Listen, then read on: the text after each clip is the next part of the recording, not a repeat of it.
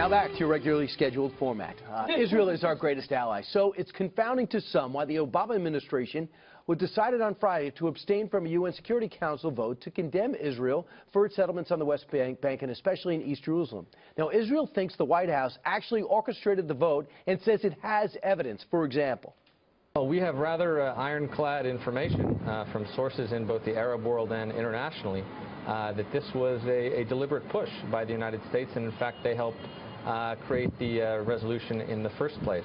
And what is outrageous is that the United States was actually behind that gang-up.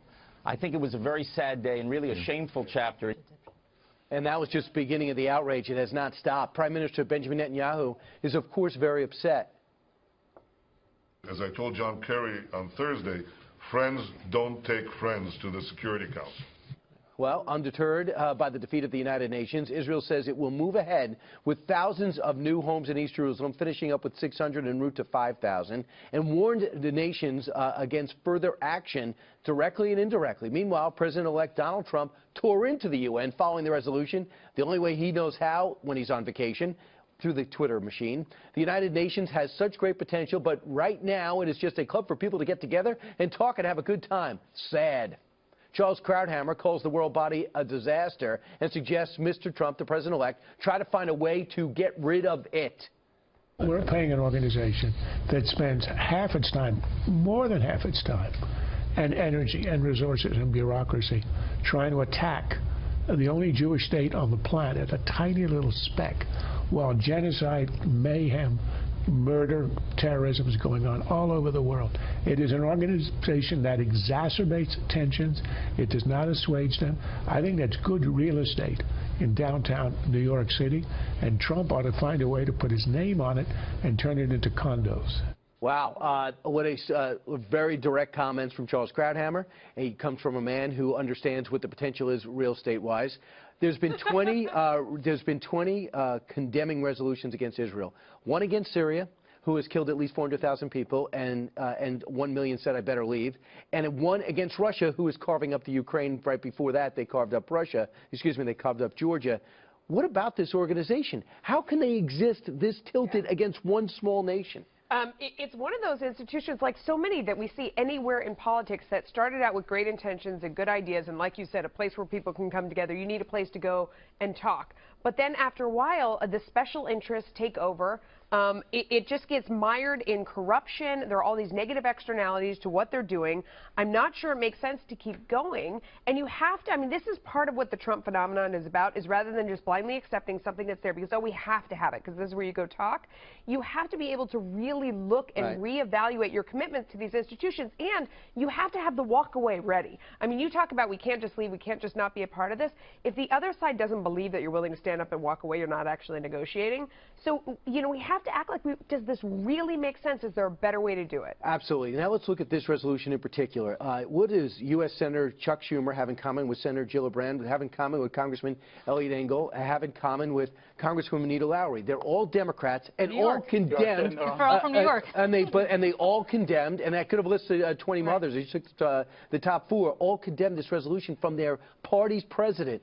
What does President Obama gain from this isolated action? Well, first of all, I think President Obama did this after years of, and I'm not defending it, but after years of frustration with Bibi Netanyahu, and also after years of frustration. They just don't like each other. After increased settlements in the West Bank and in East Jerusalem, which is, by the way, something that Republican and Democratic administrations alike condemned, including Ronald Reagan. But as you know, for decades, we have stood by them and would never abstain from a UN well, we resolution. actually have. But I will also say this. The problem with the UN, and I think, Melissa, you pointed this out so well, and Brian, you did in your intro, is the United Nations has to come to grips with the fact that they turn a complete blind eye to the savagery, and I mean savagery, among some of the people that voted for this resolution. Venezuela, Russia, China are some of the biggest human rights abusers in the world. And for them to stand in judgment on the only democracy in the Middle East is abhorrent. And to be lectured by the likes of Venezuela and Vladimir Putin and the Chinese is insane. So I would say to the UN, get your own, especially to the members of the Security Council, get your own house in order. I understand. Well, fine, but actually address the president. What is President Obama doing here? This is an opinion show. This is my opinion. I think President Obama is no friend to Israel. I also think President Obama, on his way out, is settling a score, which you point out, that he has with Bibi Netanyahu. I mean, if you remember the whole thing when Netanyahu came and he spoke to Congress, President Obama didn't show up. We remember that whole issue, and they've had the contentious relationship. But the most important thing that the president should do is whatever he does, whatever he acts upon, should be in the best interest of peace. My problem with this is abstaining isn't in the best interest of peace. It emboldens the anti-Israel crowd, emboldens the pro-Palestinian crowd, and it creates more tension in the region. One more thing. And the other part of this is the numbers, the UN, we spend $8 billion. There's $3 billion that we put towards the budget. We spend $8 billion on UN initiatives. $8 billion. Cut it in half. At least take away that parking. Go ahead, Kennedy. What do you think about this? I don't see any upside. I think the blowback has even surprised the president. Am I wrong? And it's sad that this is the legacy that these two men leave behind. And abstaining is the same as voting yes.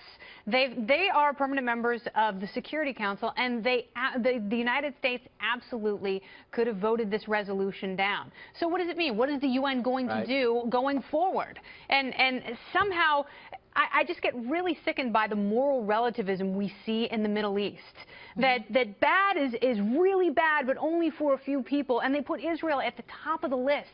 But you look at the actors, at the groups and the states surrounding Israel who really just want to wipe the place off the map. You look at Hamas alone, that is not a charitable organization. I don't care what Nancy Pelosi says. Well, can I just throw in here very quickly? Venezuela brought the negotiating part. Venezuela brought the resolution? No. Along with Venezuela, Senegal, and New Zealand. Right. In Venezuela, do you think this is what they're really thinking about in Venezuela right now? Let's figure out what's going on in the Middle East, and let's push back on Israeli settlements in the West Bank. Eric, it was a push by Egypt. They backed off when Donald Trump asked them to, and then they came back with this on Friday. Merry Christmas, everybody. Meanwhile, let me tell you. Is it time to cut off the UN? Israeli ambassador to the U.S., Ron Dermer, urging the U.S. to stop fighting the UN after its anti-Israel vote. Is that something President-elect Donald Trump would do? Well, take a look at this. He just tweeted, and I quote, "The United Nations has great potential, but right now it is just a club for people to get together, talk, and have a good time." So sad. Reaction right now from UN watcher Claudia Rosett. She's with the Independent Women's Forum. Good to see you, Claudia. All right, is there something to what he's saying here? In other words, the UN has kind of lost its way, and it's more a social club than actually an organization that's contributing meaningful to the world in any way. Actually, Trish, it's even worse than that. It's not that the UN has lost its way. It's that the way it's configured, the whole way it's set up, is actually always going to produce the kind of horrible thing that we just witnessed. You know, President Obama took advantage of the UN to do an end run around Congress, the American people, after the election, just before leaving office. But the UN has for decades been a problem, a sort of not just of anti-Semitism, but basically hostile to democracy. And it's not only a place where billions in your tax dollars go every year for people to have a good time, it's a place where billions in your tax dollars go to fund people who are actively doing damage, not only to Israel, but to the interests of the United States. You say it's the way it's set up. What do you mean by that? Why is it sort of intrinsically flawed in your view? It's an enormous collective of governments. It sounds like it's democratic. You know, they have votes. They have a General Assembly. It is not actually representative of the will of the people. The majority of the countries there are not free countries.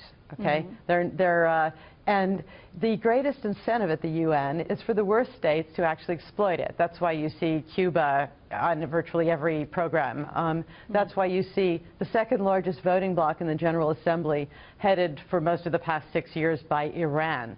And that's why you see this really incredibly bigoted, destructive, ruinous vote at the Security Council, where the U.S. usually runs interference for this stuff, but did not But, under well, President Obama. President Obama has made it clear that, our longtime friend, our longtime ally, in his view, is not the friend that it once was. And hopefully that changes with President-elect Donald Trump there for the safety and security of Israel and for us as well.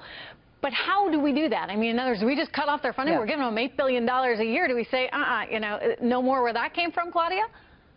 Yeah, we're probably actually giving them even more than that, because it's 5 years since the Obama administration actually gave us the full figures for that. But there are two things we can do. Two things the next administration can do. One is, yes, to cut their funding and cut big.